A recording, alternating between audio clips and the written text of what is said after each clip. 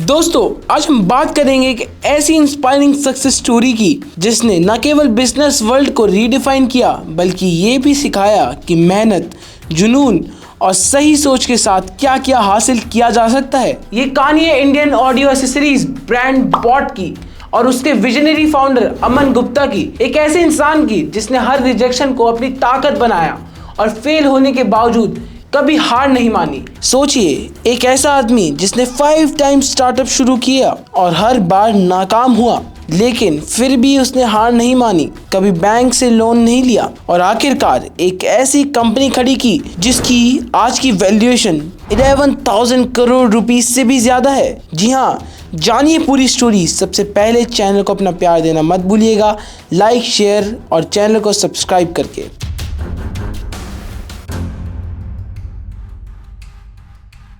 अमन गुप्ता और उनके को फाउंडर गौरव भगत ने 2016 में बॉट की नींव रखी। उस वक्त उनके पास एक ही सपना था, भारत में एक ऐसा ऑडियो ब्रांड खड़ा करना जो ना सिर्फ अफोर्डेबल हो बल्कि स्टाइलिश और हाई क्वालिटी भी हो। उन्होंने देखा कि मार्केट में सोनी, JBL और बोस जैसे बड़े ब्रांड का दबदबा है, लेकिन उनमें से कोई भी यूथ को उस तरह से कनेक्ट नहीं कर पा रहा था। अमन और गौरव ने देखा कि भारतीय बाजार में हाई क्वालिटी और अफोर्डेबल ऑडियो प्रोडक्ट्स की बहुत कमी है। उन्होंने एक गैप देखा और उसी गैप को फिल करने के लिए प्लान बनाया।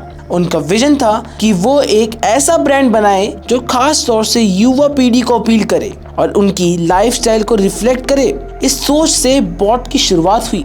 बॉट का नाम भी सिंबॉलिकली चुना गया, जिसमें बॉट का मतलब एक जर्नी या सफर से है जो अपने स्ट्रगल्स के बीच भी अपने रास्ते पर चलता रहता है। इसी फिलॉसफी को कंपनी ने अपनी शुरुआत से अपनाया और इसे अपनी ब्रांड आइडेंटिफाई बना लिया। शुरुआत में बॉट की जर्नी आसान नहीं थी।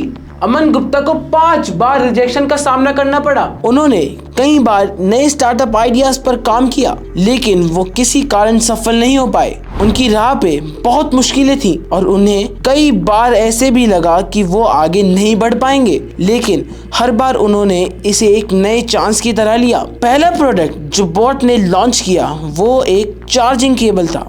ये कोई बहुत बड़ा इनोवेशन नहीं था, लेकिन प्रोडक्ट की डिजाइन और क्वालिटी ने उसे मार्केट में अलग पहचान दिलाई।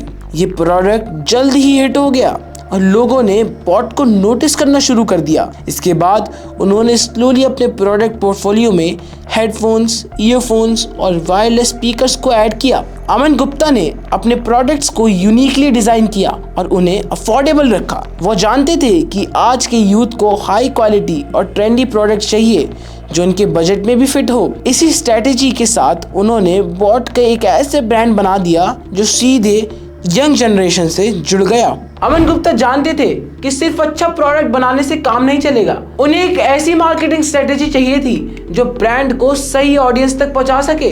इसलिए उन्होंने इन्फ्लुएंसर और सेलिब्रिटीज के साथ कोलैबोरेशन किया। सोशल मीडिया पर बॉट का प्रेजेंस बनाने के लिए उन्होंने यूथ फ्रेंडली इन्फ्लुएंसर्स और कंटेंट क्रिएटर के साथ पार्टनरशिप की। इससे बॉट की विजिबिलिटी बढ़ी और ये तेजी से पॉपुलर होने लगा। इन्हीं स्ट्रेटेजीज की वजह से बॉट का इमेज एक एस्पिरेशनल ब्रांड के रूप में उभरने लगा। कंपनी ने इंस्टाग्राम और यूट्यूब जैसे सोशल मीडिया प्लेटफॉर्म पर अपने कैंपेन चलाए। यहाँ तक कि बॉट ने जो एडवर्टीजमेंट और प्रमोशंस किए वो भी काफी क्रिएटिवली डिजाइन थे, जो यूथ को अट्रैक्ट करने के लिए बनाए गए थे। फिर आए 2020 जब बॉट को शार्क टैंक में शोकेस किया गया और उन्हें वहां से इन्वेस्टमेंट भी मिली। ये बॉट के लिए एक बड़ा टर्निंग पॉइंट साबित हुआ। शार्क टैंक इंडिया से मिली इस इन्वेस्टमेंट ने ना सिर्फ ब्रांड की क्रेडिबिलिटी को बढ़ाया बल्कि उसे नेशनल लेवल पर पहचान भी दिलाई। 2021 में बॉट ने एक बड़ा माइलस्टोन अचीव किया। उन्होंने $1 बिलियन वैल्यूएशन के साथ यूनिकॉर्न स्टेटस हासिल किया। यह अचीवमेंट न केवल ब्रांड के फाइनेंशियल स्टेबिलिटी को साबित करता है बल्कि ये भी दिखाता है कि वो एक सॉलिड बिजनेस मॉडल पर काम कर रहे थे। अब बॉट सिर्फ एक इंडियन ब्रांड नहीं रहा बल्कि ग्लोबल स्टेज पर भी उसे आइडेंटिफाई किया जाने लगा है। बॉट का सबसे बड़ा सेलिंग पॉइंट रहा है उनके स्टाइलिश और अफोर्डेबल प्रोडक्ट्स। लेकिन फ्रेंड्स, हर बड़ी सक्सेस के साथ चैलेंजेस भी आते हैं। बॉट को भी अपने हिस्से की मुश्किलों को सामना करना पड़ा। शुरुआत में उन्हें शोमी, सोनी और JBL जैसे एस्टेब्लिश ब्रांड से कंपटीशन मिला। साथ ही बॉट की प्रोडक्शन और स्केलिंग में भी कई समस्या आई। बड़े स्केल पर हाई क्वालिटी मेंटेन करना आसान नहीं था, लेकिन बॉट ने अपनी मैन्युफैक्चरिंग और क्वालिटी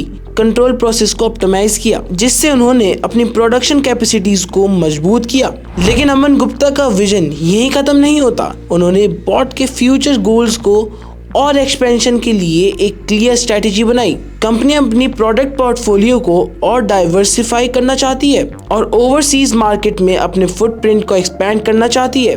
बॉट का फ्यूचर विजन है कि वो अपने प्रोडक्ट्स में एडवांस्ड एआई और स्मार्ट टेक्नोलॉजी इंप्लीमेंट करे ताकि ग्लोबल लेवल पर अपनी प्रेजेंस को और मजबूत बना सके। दोस्तों, बॉट की जर्नी हमें एक सिंपल लेकिन पावरफुल मैसेज देती है।